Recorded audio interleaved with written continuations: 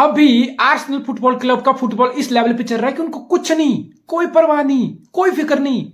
कौन है सामने टीम, आने दो, आने दे यार।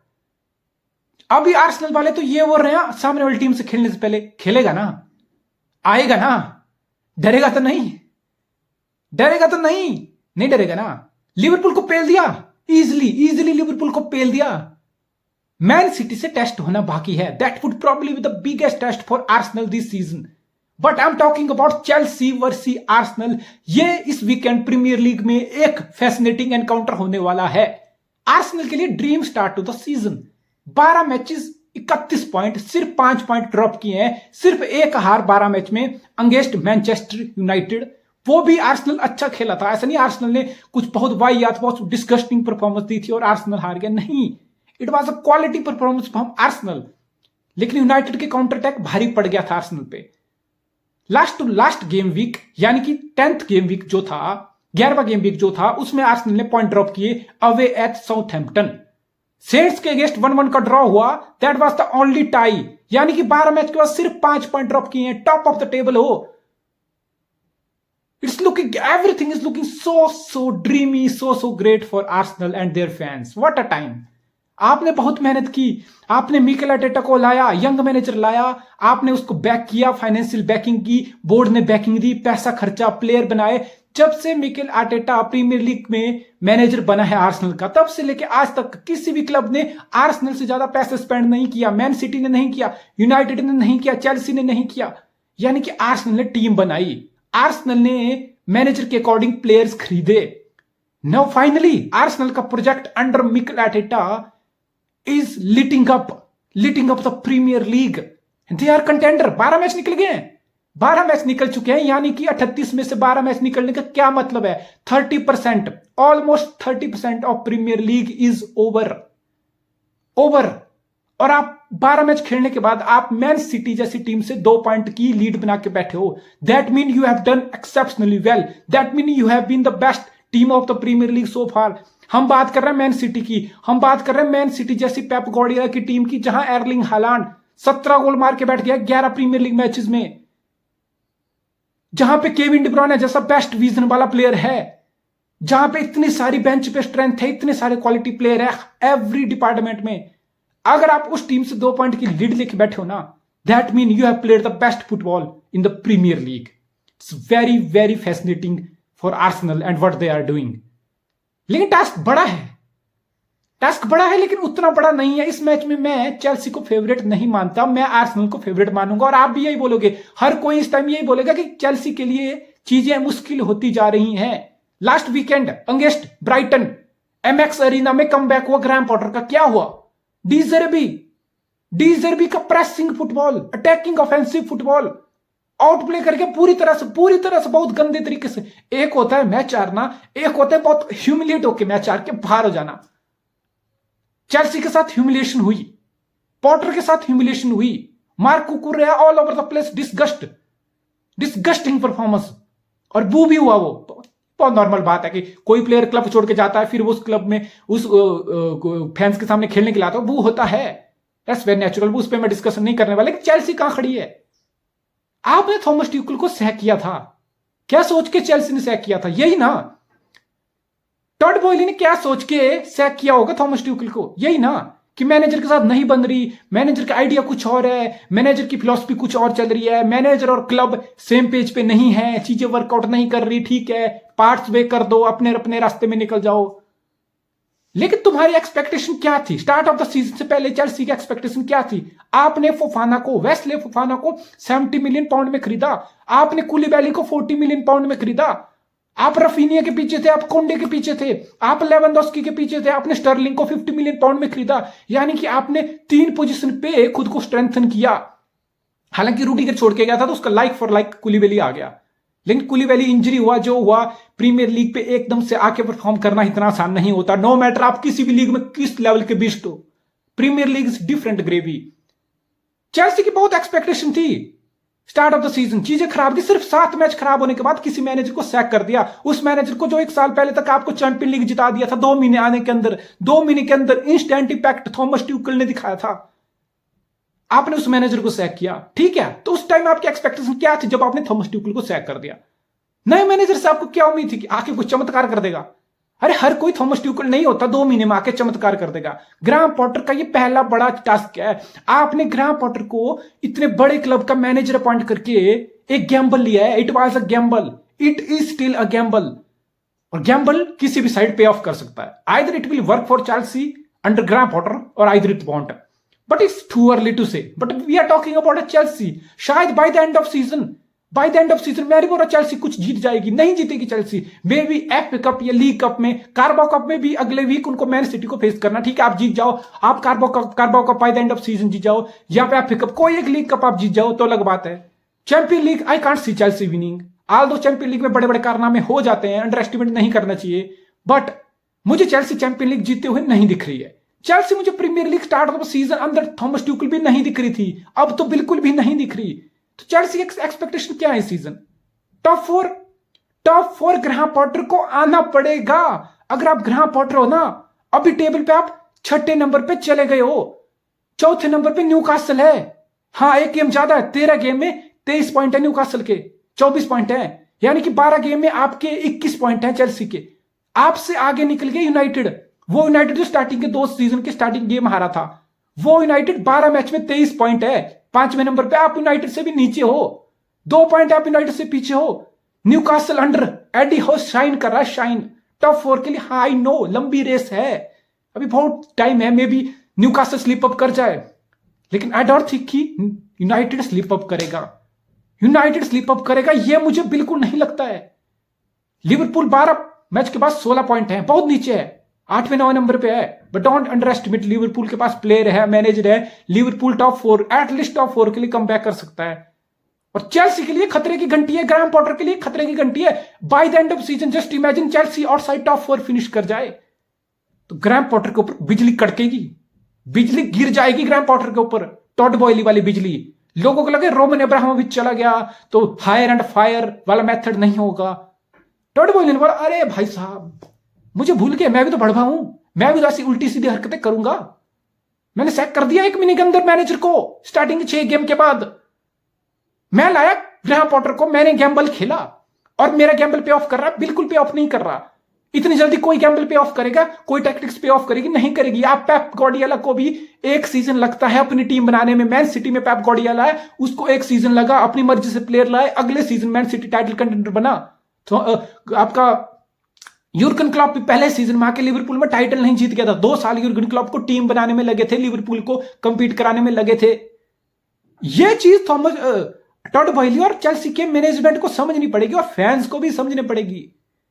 Graham Potter bye the end of season अगर टॉप 4 भी नहीं आता है, वैसे उसको आना चाहिए, इतनी कैपेबिलिटी है टीम में। अगर खुदा ना खास्ता चेल्सी टॉप 4 नहीं आता है, who knows?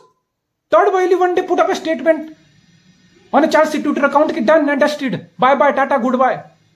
It's very likely to happen, don't get me wrong, ये चीज हो सकती है और टॉप 4 आना पड़ेगा। अगर आप ग्राहम पॉटर हो, आई नो पहला सीजन है, क्या कुछ करें नहीं करें, आपको टॉप 4 आपको मिनिमम आके दिखाना पड़ेगा।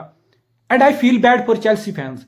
एक ऐसा मैनेजर जो आपको चैंपियन लीग जिता दिया, एकदम से कंपिटेटिव बना दिया, फिर थोड़ा सा टाइम खराब गया, सीजन खराब गया, आपने तुरंत सैक कर दिया। वही hire and fire policy, owner बदले, मैनेजमेंट बदली, स्पोर्टिंग डायरेक्टर बदला, पीटर चेक को निकाला, एक और मारिना कौन उसको निकाला, लेकिन बदला घंटा कुछ नहीं बदला, सब वही है, कुछ ना बदला। लेकिन चीजें बदलनी पड़ेंगी ग्राहम पॉटर को, ऐसे नहीं चल सकता है। आप विंग बैक वाला सिस्टम नहीं चल रहा भाई। आपके पास रीस जेम्स नहीं है, रीस जेम्स अभी फिट होके आएगा मिड नवंबर लास्ट नवंबर, यानी कि वर्ल्ड कप स्टार्ट हो जाएगा यार 13 के बाद, 2 मैच वीक के बाद वैसे भी वर्ल्ड कप स्टार्ट हो रहा है, यानी कि रीस जेम्स अभी आपके पास नहीं है। शायद कुलीबाली फिट हो, कुलीबाली भी अभी फिट नहीं है, वेस्ले फोफाना फिट नहीं है, यानी कि विंग बैक वाला सिस्टम भूल जाओ। आई नो ग्राहम पॉटर की सबसे बड़ी ब्राइटन में स्ट्रेंथ यही थी कि वो फ्लेक्सिबिलिटी दिखाता था, एडप्शन दिखाता था अपनी स्ट्रेटेजी, अपनी टैक्टिक्स के साथ, depending upon the opponent he is facing. आप स्टर्लिंग और पुलिसिक को विंग बैक खिलाया अगेंस्ट ब्राइटन, किस लिए भाई, किस लिए? विंग बैक का बेसिकली काम क्या होता है? क्यों कोई मैनेजर विंग बैक खिलाता है, फुल बैक नहीं विंग बैक क्यों खिलाता है? 3 एट द बैक और 2 विंग बैक कोई मैनेजर क्यों खिलाता है? वो इसलिए खिलाता है कि द मोमेंट मेरी टीम आउट ऑफ पोजीशन हो ना, मेरे दोनों विंग बैक शेप पीछे आ जाए और 5 की शेप में मेरी बैक लाइन बन जाए। जो मेरा 3 एट द बैक है ना विद बॉल, और जब मेरे पास बॉल है तो मेरे 3 एट द बैक है तो मेरे विंग बैक बॉल को आगे कैरी करें। द मोमेंट मेरी टीम आउट ऑफ पोजीशन हो तो मेरे दोनों विंग बैक पीछे आ जाएं, 5 एट द बैक की शेप मेंटेन करें और डिफेंडिंग करें। स्टर्लिंग डिफेंडिंग करेगा, पुलिसिक डिफेंडिंग करेगा, बस लेफ्ट राइट विंग बैक यहीं से डी ज़ेर्बी की ब्राइटन ने पूरा एक्सपोज करके रख दिया चेल्सी को, ब्रूटल। और स्टर्लिंग और पुलिसिक उस लेवल के प्लेयर नहीं है कि इतना डीप खेल के विंग बैक वाले पोजीशन से आपको बॉल कैरी करके आगे जाएंगे, बॉल लूज करेंगे, डीप पोजेस होंगे, पोजेशन लॉस्ट होगा, मोमेंटम नहीं बढ़ेगा, बनेगा, बिल्डअप नहीं होगा। ये सारी चीजें चेल्सी की कमियां दिखी। अभी मेरे हिसाब से ग्राहम पॉटर को क्या करना चाहिए, I know 3 at the back wing back खिलाना तुम्हें अच्छा लगता है, लेकिन ग्राहम पॉटर कोई वो बंदा नहीं है जो 4 एट द बैक नहीं खिलाता है। खिलाया उसने, ब्राइटन में बहुत बार खिलाया है, तो 4 एट द बैक पे वापस आ जा भाई। चिलवेल को खिला, कुकुरे बिल्कुल अभी स्टेबलाइज नहीं है, फॉर्म में नहीं है, वो भी एडजस्ट हो रहा है नई टीम में। Let's play Chilwell. चिलवेल वो फुल बैक है जो वाइड जाएगा लेफ्ट पे वाइड जाके बॉल कैरी करेगा, अंडरलैप ओवरलैप करने की काबिलियत रखता है, बॉक्स तक अच्छी क्वालिटी डिलीवरी डालने की हैसियत, क्वालिटी, स्किल रखता है Ben Chilwell. Use him, fucking use him for the time being, at least use him. 4 at the back switch कर जा। थियागो चोलाबा आई डोंट नो कितना अच्छा इफेक्टिव होंगे 2 एट द बैक की लाइन में। फिर एस्पिलिक्वेटा लिटरली थर्ड सेंटर बैक की तरह राइट बैक पे काम करेगा और करा काम। रिस जेम्स नहीं है, करा एस्पिलिक्वेटा से काम चला। तेरा मैच आर्सेनल से है, तेरा कॉम्पिटिटिव है, इस मैच में कॉम्पिटिटर है मिकेल आर्टेटा, वो राइट बैक पे राइट फुटेड सेंटर बैक को ही खिला रहा है बेन वाइट, और शानदार काम कर रहा है। मैन सिटी के पास काइल वॉकर इंजर्ड है तो Man City Pep Guardiola, Manuel Akanji या जो जॉन स्टोन्स जो कि राइट फुटेड सेंटर बैक है उससे राइट बैक वाला काम करा रहा है। समझ आता है मुझे, मॉडर्न फुल बैक वाली वो सारी क्वालिटी, वो सारे एट्रीब्यूट्स नहीं मिलेंगे, लेकिन एस्पिलिक्वेटा काफी हद तक सेंटर बैक और राइट विंग बैक वैसे भी खेल चुका है। तो right back Azpilicueta, left back Ben Chilwell, 2 centre back खिला Thiago Silva, Chalobah, Fofana कुलिबाली fit नहीं है, कोवाचिच और जॉर्जिनियो की जोड़ी को मिडफील्ड में लाओ, मिडफील्ड अच्छे से होल्ड करो, कंट्रोल करो, लॉफ्टस-चीक को भी डाल दो, मुझे दिक्कत नहीं है। कॉन्टे वैसे भी इंजर्ड है, कांटे एंड गोलो कॉन्टे वैसे भी एक्सटेंड नहीं करेगा, वो जनवरी तक वैसे भी इंजरी से बाहर है, शायद अगले सीजन छोड़ के चला जाए, तो एनगोलो कॉन्टे को याद करना छोड़ दो Chelsea fan. Let's look at future, may be आगे तुम्हें मिडफील्ड में और स्ट्रेंथ करनी पड़ेगी चीजें, लेकिन जॉर्जिनियो, कोवाचिच, लॉफ्टस-चीक इन तीनों में से 2 को खिलाओ। अब फ्रंट फिर से वही प्रॉब्लम है। रहीम स्टर्लिंग के शायद प्रीमियर लीग में 2 गोल आया है, इस मिडवीक चैंपियन लीग में 1 गोल आया है अगेंस्ट डी ज़ैग्रेब, लेकिन प्रीमियर लीग में सिर्फ मेरे ख्याल से 2 या 3 गोल है हार्ड स्टर्लिंग के, यानी कि परफॉर्मेंस नहीं आ रही।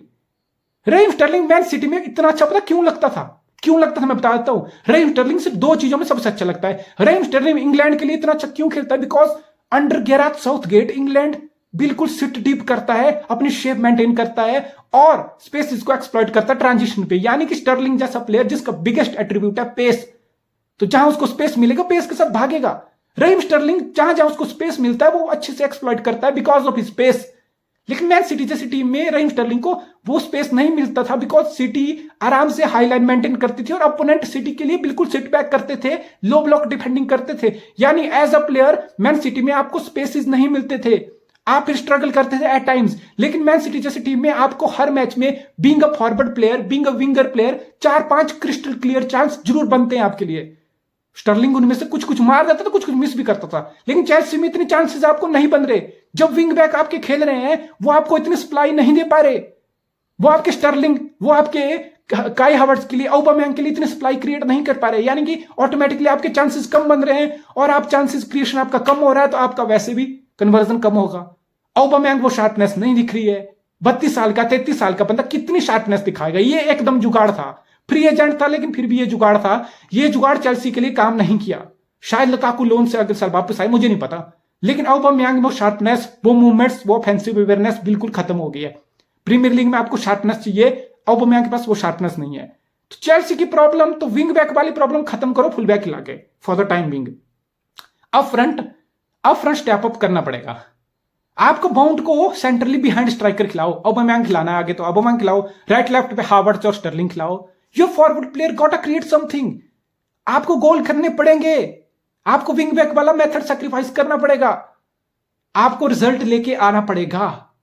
Graham Potter you got to work it out. लेकिन आर्सेनल के लिए चीजें बड़ी सिंपल हैं, आर्सेनल बिल्कुल ऑन फायर है, सेंटर बैक की पेयरिंग जबरदस्त, Gabriel William Saliba one of the best centre back so far, young William Saliba जबरदस्त, जिनचैंग को फिट होके वापस आ रहा है, स्टार्ट भी कर सकता है शायद, राइट पे बेन वाइट अच्छा काम कर रहा है, मिडफील्ड होल्ड करने के लिए थॉमस पार्टे है। ग्रांट ज़ाका वैसे सेकंड होल्डिंग मिडफील्डर है, लेकिन मैच में ग्रांट ज़ाका इल्काई गुंडोगैन बना हुआ है।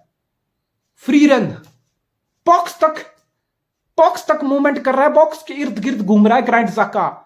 Advance position on the pitch, more advance than attacking midfielder Odegaard से ज्यादा एडवांस रोल में बॉक्स के अराउंड, एक एक्स्ट्रा प्रेजेंस, एक एक्स्ट्रा बॉडी, एक एक्स्ट्रा हेडेक अपोनेंट को। या वाओ, आर्सेनल के लिए चीजें बहुत अच्छे काम कर रही है। मार्टिन गैब्रिएली लेफ्ट विंग पे, गैब्रियल मार्टिनेली आग लगा के बैठा हुआ भाई।